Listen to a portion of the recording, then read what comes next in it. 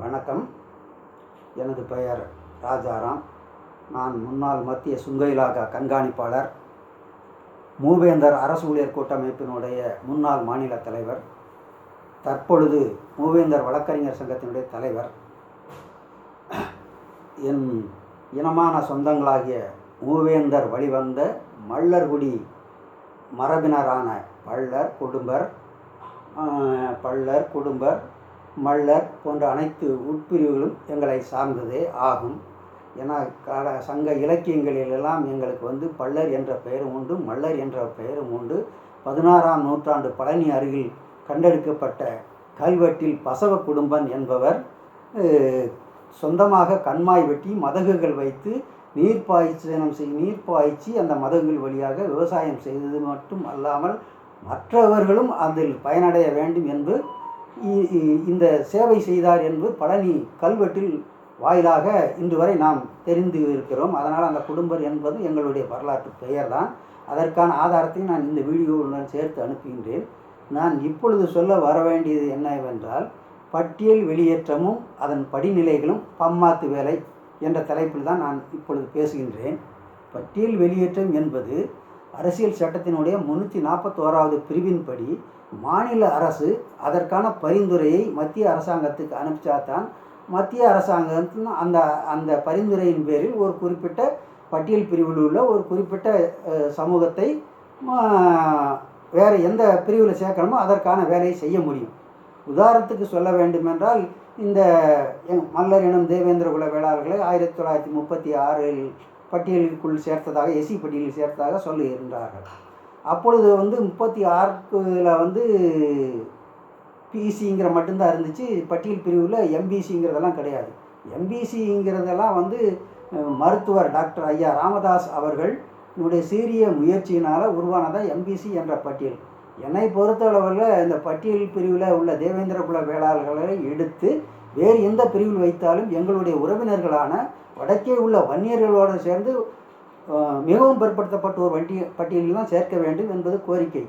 ஏனென்றால் 1989 மதுரையிலே மருத்துவர் ராமதாஸ் ஐயா அவர்கள் வடக்கே வன்னியரும் தெற்கே தேவேந்திரர்களும் ஒருதாய் மக்கள் என்று மாநாடு நடத்தினார்.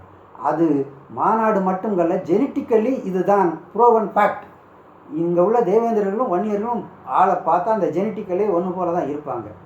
அதற்கிடையில் பட்டியல் வெளியேற்றத்தினுடைய 341வது அரசியல் சட்டத்தில் சொல்லப்படுற மாதிரி இந்த பேர் மாற்றம் என்பதற்கு முன்னாடி ஆந்த்ராபாலஜிக்கல் ரிப்போர்ட் வாங்கிறதுக்காண்டி சென்னை பல்கலைக்கழகத்தினுடைய பேராசிரியர் சுமதி அவர்களின் தலைமையில் குழு அமைக்கப்பட்டு அது குழுவினுடைய ஆராய்ச்சிகளெல்லாம் முடிவுகள்லாம் போன விட்டு 2018 வாக்கில் நான் தூத்துக்குடி மத்திய சுங்க இலாகாவில் கண்காணிப்பாளராக இருக்கும் பொழுது சென்னை பல்கலைக்கழகத்தில் சோசியாலஜி டிபார்ட்மெண்ட்டில் டாக்டர் கருப்பையா என்று எங்களுடைய உறவினர் பேராசிரியராக இருந்தார். Now he is no more with us. After his retirement he passed away. அது ஒரு வருத்தமான செய்தி. அப்போ அவர் போய் அந்த பேராசிரியை சுமதி அவர்களிடம் கேட்கும் பொழுது அந்த அம்மா இவரை 70 பட்டியலில் உள்ள 76 பிரிவுகளில் இது ஏதோ ஒரு பிரிவினர் என்று நினைத்திருக்கிறார்கள். இவர் நான் என்னார்னு சொன்னவிட்டேன். அந்த அம்மா கரெக்டாக சொல்லிட்டாங்க. என்னுடைய ஆராய்ச்சிகளில் கல்வி, சமூக, பொருளாதார போன்ற அனைத்து படிநிலைகளிலும் இந்த மக்கள் மிகவும் பின்தங்கிய நிலையில் இருப்பதனால வேண்டி தான் அன்றைய அரசாங்கம் இவர்களை எஸ்சி பட்டியலில் சேர்த்தது. இப்பொழுது இவங்கள் இதை விட்டு மேலே உள்ள பட்டியலுக்கு போகிற அளவுக்கு இவர்கள் கல்வி, சமூக, பொருளாதாரம், அரசியல் போன்ற எந்த நிலைகளிலும் இவர்கள் வளர்ச்சி அடையவில்லை. அதனால் வேண்டி இது இவர்கள் இந்த பேர் மாற்றம் என்ற 6-7 உட்பிரிவுகளை தேவேந்திர குல வேளாளர் என்று அறிவிப்பதில் எந்த சிரமமும் இல்லை, அறிவிச்சிருவாங்க. பட்டியல் வெளியீட்டம் என்பது ஒரு ஹெர்குலியன் டாஸ்க் சார், அது என்ன நடக்கும்னு தெரியாதுன்னு சொல்லிவிட்டாங்க.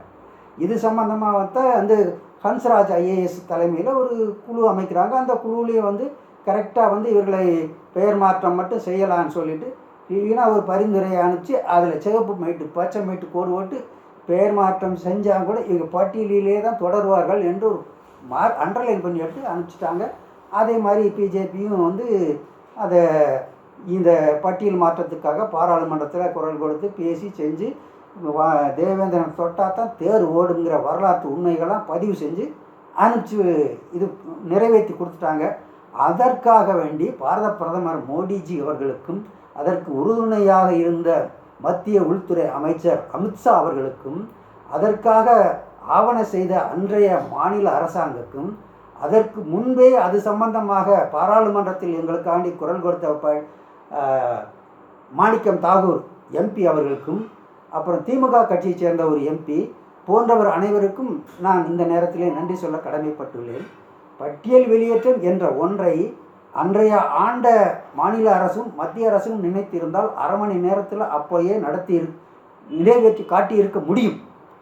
ஏன்னா உதாரணத்துக்கு என்ன சொல்ல வரேன்னா, ஜம்மு காஷ்மீருக்கான சிறப்பு அந்தஸ்து வழங்கக்கூடிய அரசியல் சட்டத்தினுடைய 370வது பிரிவை நீக்கும் பொழுதே அந்த மாநிலத்தில் இடபிள்யூஎஸ் என்ற எக்கனாமிக்கலி வீக்கர் செக்ஷனுக்கு 10% இடஒதுக்கீடு பொருந்தும் என்ற அரசாணையை அப்பயே செயல்படுத்தி விட்டார்கள் மத்திய அரசு.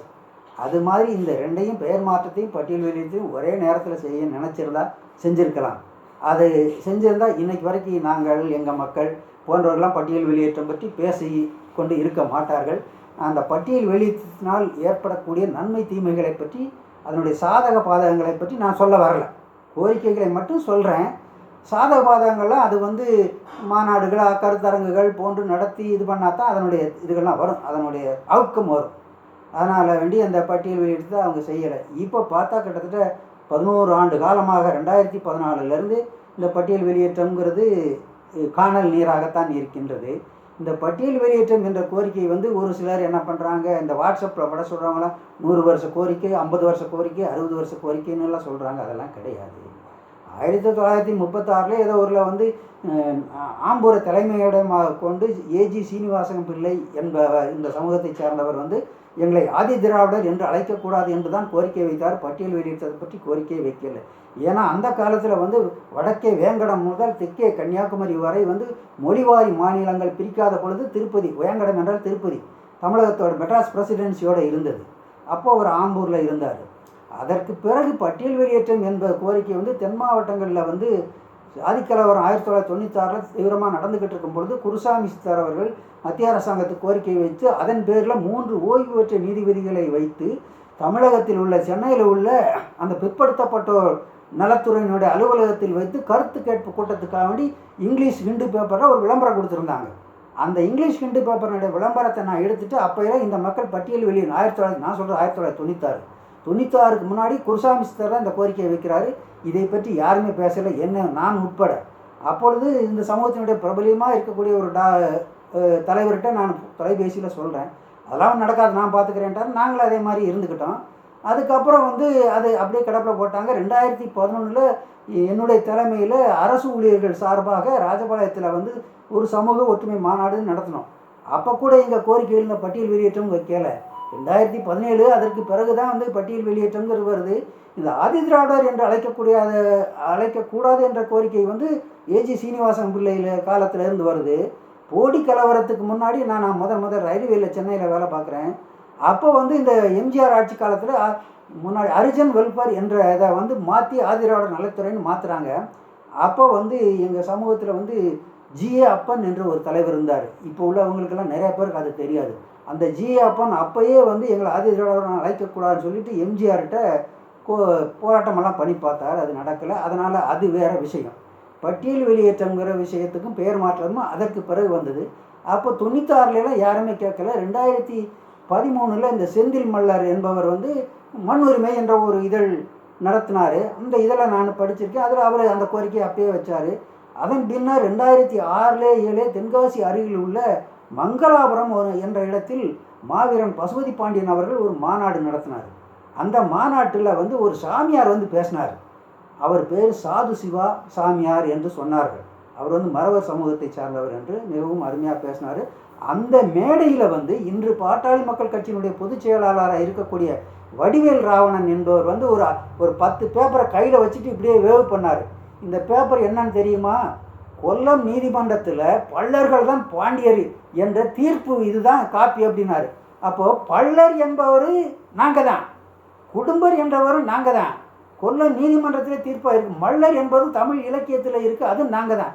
தேவேந்திர குல வேளாளர்னு பேர் மாற்றிட்டா இதை நாங்கள் விட்டுட்டோம்னா வேறு வேணா தூக்கிட்டு போயிடுவான். என்ன இப்படிப்பட்ட சூழ்நிலையில் இந்த பட்டியல் வெளியேற்றம் நிற்கதியாக நிற்கிது. பல்வேறு தளங்களில் கோரிக்கையை வச்சுச்சு. பட்டியல் வெளியேற்றங்கிறது அதுக்கு பிறகு வந்துச்சு. அதை வந்து பிரபலியமான தலைவர்கள் கையில் எடுக்கும்போது அனைத்து மக்களாலும் பேசப்பட்டது. அதற்கு முன்னாடி செந்தில் மலரோ பசுபதி பாண்டியன் குருசாமி சித்தர் எடுக்கும்போதெல்லாம் வந்து பிரபலியமாக இந்த சமூகத்தில் பேசப்படலை என்பதான் யதார்த்தமான உண்மை.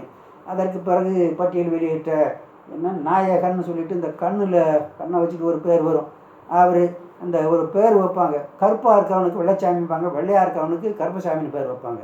அது மாதிரி அவர் வந்து புதுசாக நான் 40 ஆண்டு காலத்துக்கு மேலாக இந்த சமூகத்து பணியில் ஈடுபட்டுக்கிட்டு இருக்கேன். ஒவ்வொரு ஊர்லேயும் ஒரு கலந்தாய்வு கூட்டம் நடத்தும்போது சிவகாசியில் வர்றாரு. வந்து இந்த மாதிரி நம்ம வந்து எங்களை பட்டியலேருந்து எடுத்து விட்டுங்க, ரிசர்வேஷன் வேண்டான்னு மட்டும் கேட்போம், அப்புறம் நம்ம ரிசர்வேஷனை பார்த்துக்குருவோம் அப்படின்னு சொல்கிறாரு. அப்போ நான் சொன்னேன், ஐயா, அரசியல் சட்டத்தினுடைய 370வது பிரிவு நீக்கும் போதே முற்படுத்தப்பட்ட வகுப்பினருக்கே வந்து 10% இடஒதுக்கீடு ஒன்றுன்னு அன்னைக்கே அமல்படுத்திவிட்டாங்க. நீ இப்படி சொன்னேன்னு எடுத்து விட்டுட்டு அதுக்கப்புறம் ஒரு 100 வருஷம் ஆகணும், அதுக்குள்ளே இந்த மக்கள்லாம் ஏற்கனவே கல்வி சமூக பொருளாதாரத்தில் பின்தங்கி இருக்க, காணாமல் போயிடுவான் யான்னு சொல்லி வாக்குவாதம் வந்துச்சு. அவர் மாநில ஏதோ ஒருங்கிணைப்பாளர்னு சொல்லி ஊராக பேசினார். 2013 அந்த 4ஆம் காலாண்டில் திருச்சியில் வச்சு அவர் சொந்த ஊருன்னு நினைக்கிறேன் ஒரு மாநாடு போட்டார். பிஜேபியினுடைய முக்கிய தலைவர்களாக வந்தாங்க, யாராரோ வந்தாங்க. அதில் அவர் எப்போயுமே கொஞ்சம் அறகுறையாக போராளிகள் என்பதில் நிறையா பேர் இருக்காங்க. அதில் அப்படின்னு நினச்சிக்கிட்டேன். நிறைய தேவேந்திர குல வேளாளர்னு அரசாணை வாங்கி கொடுத்தாச்சு. இந்த தேவேந்திர குல வேளாளர் நிறையா பேர் சர்டிஃபிகேட் இன்னும் வாங்கலை அப்படின்னாரு.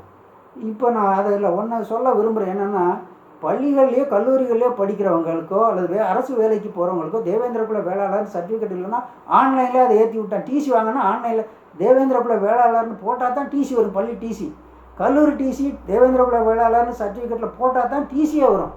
அந்த சர்டிஃபிகேட் இருந்தால் தான் வேலைக்கே போக முடியும். அப்போது அவர் அந்த மீட்டிங்கில் பேசினது அவருடைய முதிர்ச்சியை பற்றி நீங்கள் தான் டிசைட் பண்ணிக்கணும். அந்த பிஜேபி சேர்ந்தவர் பேசினார். முதல் 2 முறை ஆட்சி பிஜேபி செய்யும் பொழுது பட்டியல் வெளியேற்றம் தரவில்லை, 3ஆம் முறை வரும்போது பட்டியல் வெளியேற்றம் தரும் அப்படின்னு சொன்னார். இன்றைக்கி 3ஆம் முறை நடந்துக்கிட்டு இருக்கு. அதனால் வந்து அரசியல் சட்டத்தின் 341வது பிரிவின் பிரகாரம் வந்து அந்த மாநில அரசு பரிந்துரை செஞ்சால் தான் பட்டியல் வெளியேற்றம் செய்ய முடியும். அதை விட்டுவிட்டு இந்த வாட்ஸ்அப்பில் பட சொல்கிறவங்களாம் ஆர்எஸ்எஸ்காரங்கிட்ட போய் மனு கொடுக்குறோம். ஆர்எஸ்எஸ்க்கு இந்த பட்டியல் வெளியேற்றத்துக்கு என்ன செய்ய முடியும் என்று தான் என்னுடைய கேள்வி. ஜார்க்கண்டில் போய் மனு கொடு, சத்தீஸ்கரில் மனு கொடு, எங்கே போய் மனு கொடுத்தாலும் என்ன செய்ய முடியும்? இதற்கான ஆரம்ப கட்ட வேலை பேசிக் என்னதோ இதை மாநில அரசு பரிந்துரை செஞ்சால் தான் அதுக்கடுத்து நீ மத்திய அரசில் போய் கோரிக்கை வைக்க முடியும், ஆர்ப்பாட்டம் பண்ண முடியும், போராட்டம் பண்ண முடியும். இந்த படிநிலைகள் என்னவோ இதை செய்வதை விட்டுவிட்டு என்னென்னோ செய்கிறாங்க. அதனால் இனிமேலாவது இதற்கான ஒரு தெளிந்த சிந்தனையோடு நான் வந்து மீண்டும் ஒரு முறை ஸ்ட்ரெஸ் பண்ணி சொல்ல விரும்புகிறேன். பட்டியல் வெளியேற்றத்தினால சாதகமாக பாதகமா என்பது ஆய்வு செஞ்சு அதற்கான தீர்க்கமான முடிவுக்கு நான் வரலை. அதனால் அதை பற்றி சாதகம் பாதகங்களை சொல்லலை. பட்டியல் வெளியேற்றம் என்ற ஒரு விஷயத்துக்கு மட்டும் நான் வரேன். அதனால் அண்ணல் அம்பேத்கர்னா உலகத்திலே வந்து அண்ணல் அம்பேத்கர் மாதிரி ஒரு சிறந்த அறிவாளி என்னை பொறுத்தவரை இதுவரைக்கும் யாரும் பிறக்கலை. அவருடைய தத்துவங்களை மிஞ்சி இன்னைக்கு வரைக்கும் நாட்டில் எதுவுமே நடக்கிறதே இல்லை. Political power is panacea for all டிசீசஸ்னார். அதாவது அரசியல் அதிகாரம் தான் அனைத்து வியாதிகளுக்கும் மருந்துனார். நீ அரசியல் அதிகாரம் இருந்தால் பட்டியல் வெளியேற்றம் தானாகவே உன்னை தேடி வரும். அதற்கான அந்த அரசியல் அதிகாரம் இருந்தாலே அனைத்துக்கும் அருமருந்து அதை உன்னை தேடி வரும். அந்த அரசியல் அதிகாரம் பெறுவதற்கு கூடிய சீக்கிரத்தில் தேர்தலெலாம் வருது. அரசியல் அதிகாரம் பெறுவதற்கு இந்த சமூக மக்கள் முயற்சிக்க வேண்டும். ஏன்னா அடுத்து இது எதனா செய்யணுங்கிறது அடுத்த வீடியோவில் நான் பதிவு செய்கிறேன். எனவே மீண்டும் ஒரு முறை வேண்டிக் கொள்கிறேன், இந்த மக்கள் அனைவரும் ஒற்றுமையாக இருந்து இந்த பட்டியல் வெளியேற்றம் சம்பந்தமானதை தீர்க்கமான ஒரு முடிவு எடுத்து அதற்கான வேலை செய்யும்படி கேட்டுக்கொண்டு விடைபெறுகிறேன். நன்றி.